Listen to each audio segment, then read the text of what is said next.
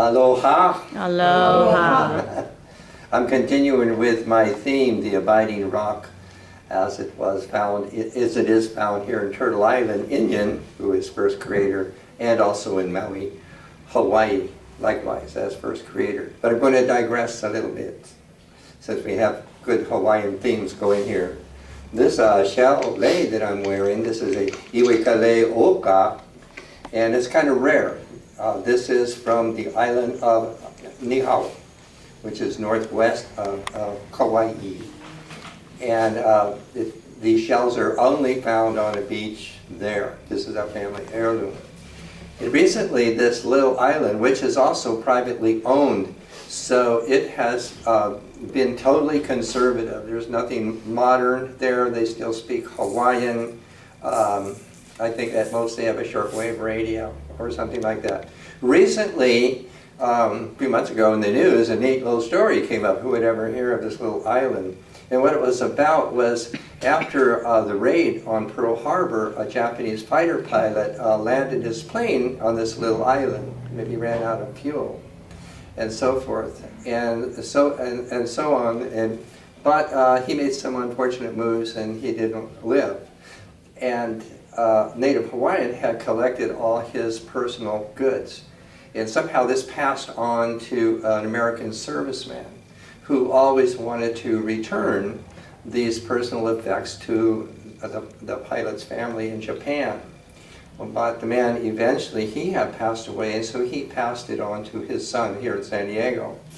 And miraculously, this son found the family of the Japanese fighter pilot in Japan and returned these things, of which there were some photographs in the newspaper.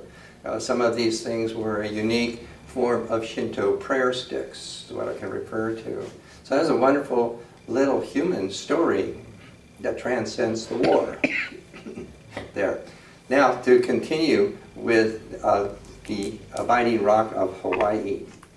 In the island of Maui, there is sort of shaped like a gourd. There's a large part that's really formed by the island, and then there's a smaller part on the northwest there. And there's an isthmus in between.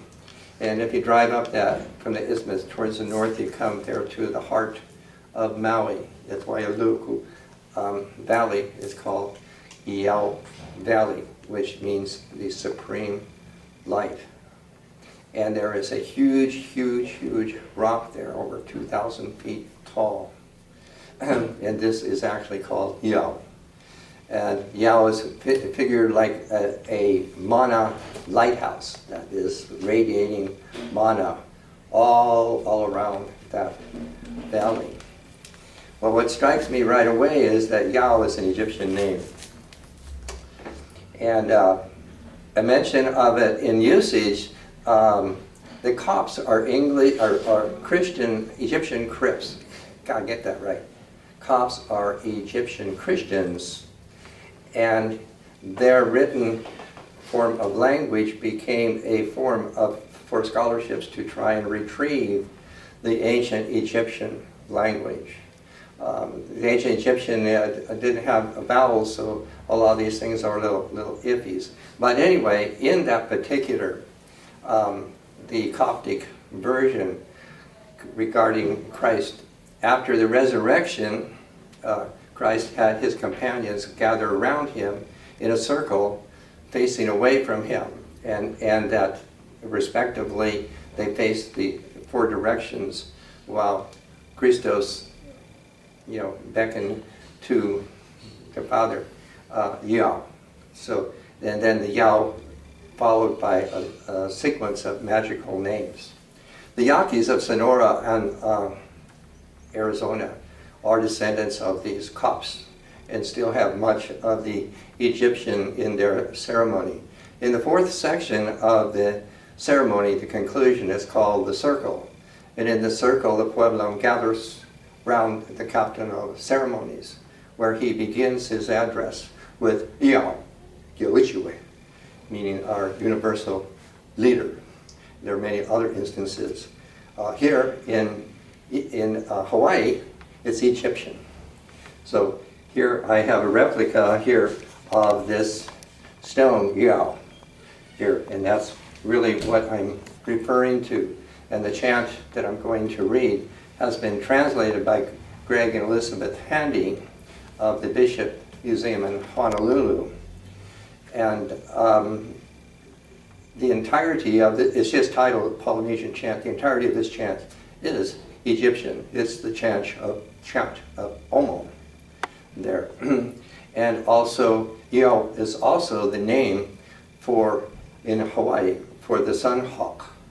And in the movie, the Disney movie of Moana, the sun hawk appears a number of times as one of the bodies of Maui. So he definitely is very much a part of it. Horus is the Egyptian hawk of the sun who rises up out of Moana Nui, the Nu in Egypt. So very, very much of the Hawaiian language is actually Egyptian or Libyan. All the way from, say, mana. Mana is Egyptian, and the Hawaiians use it exactly in the same way, to the fullest measure, that the Egyptians used it. There's many other things. The ancient people before the Polynesians, the Hawaiians referred to as the Menahui.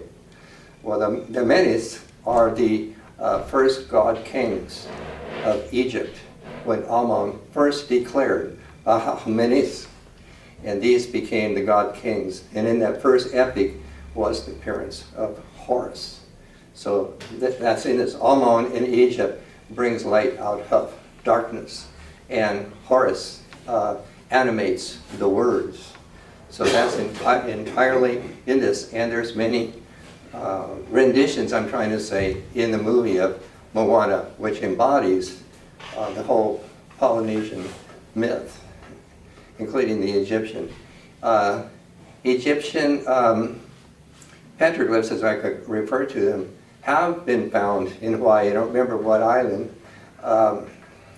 And even I know of one on Maui that is definitely Egyptian petroglyph for Tem.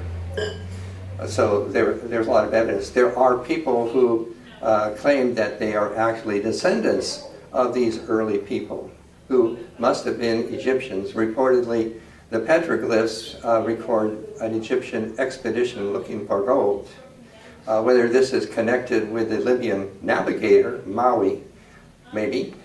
Maui is about 2,200 years ago, and maybe he charted the ocean. And of course, Cook, Captain Cook, he did not have any any charts beforehand, and he found Hawaii and like that. So the even the main festival of the Hawaiians to this day, the Maha'iki, is totally Egyptian.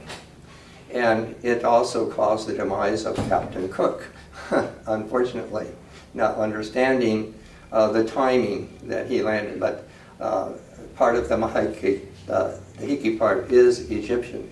Oh, there's many words that are undoubtedly that it is Egyptian. And here I have the hawk wing for Horus, and the eyes are the eyes of Horus as he looks out of this stone, Yao. And the mouth, the lips, and everything all pronounce, perception and utterance. So the whole figure is this. Over there, I have an actual ki'i. Ki'i, by the way, is the Egyptian word that's being pronounced in Tahitian as tiki. But the Hawaiian retains the Egyptian form, ki'i, which is ki'iki. And the Maui, say Maori, that's a Maori carving of the same thing. Basically, it means it's the utterance of Amma. So, on that score, let me read this again. This is a Polynesian chant that's been translated by the handies of the Bishop Museum in Honolulu.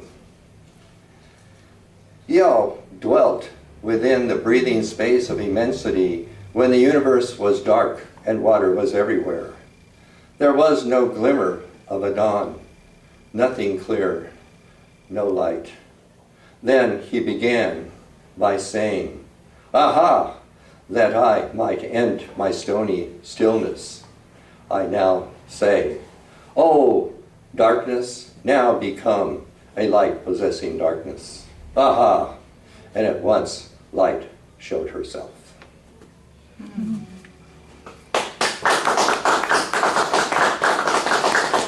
Again, that is decidedly the Egyptian Amon. Wow. Thank you. Mahalo. Yes, mahalo.